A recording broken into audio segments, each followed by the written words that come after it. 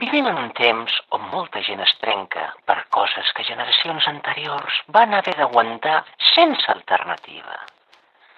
Avui, el malestar és trauma, la responsabilitat, sobretot afectiva, és un atac, i qualsevol desacord converteix l'altre en el dolent de la història. El respecte i la disciplina són gairebé inexistents. L'autoindulgència s'ha normalitzat tant que la resiliència emocional bàsica ja no és habitual. I per això tot activa a tothom. I ho veiem a tot arreu. Missatges d'odi per opinions, ràbia per consells, indignació davant de veritats que incomoden.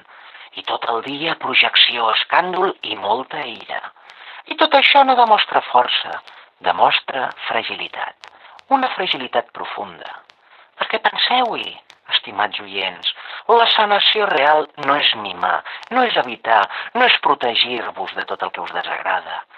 La sanació real és incòmoda, és confrontacional, exigeix honestedat, exigeix caràcter, exigeix mirar per endins sense excuses. Això, abans se li en deia, créixer, perquè eren qualitats bàsiques de fer-se adult, no perquè fos fàcil, sinó perquè no hi havia opció.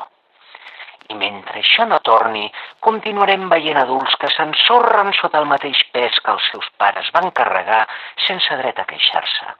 No perquè fossin millors, sinó perquè el món no els va prometre que tot seria còmode.